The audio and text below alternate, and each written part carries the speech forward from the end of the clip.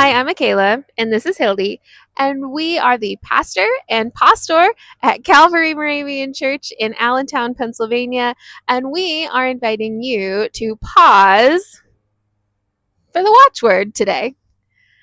Today, our watchword comes to us from Colossians chapter 3, verse 2, and it says, "Set your minds on things that are above, not on the things that are on earth."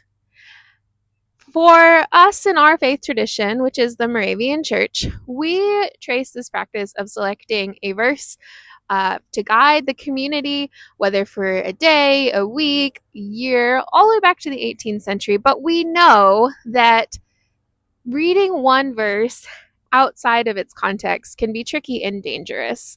So for us, this verse from Colossians, we know that it is one of the disputed letters of Paul, which means not all scholars agree whether or not Paul wrote this, and that is for another video.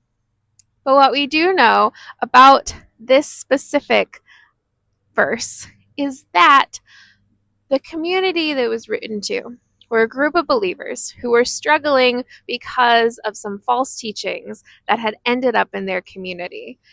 And so Paul writes to them, or whoever it was, and tells them to set their minds on things that are above.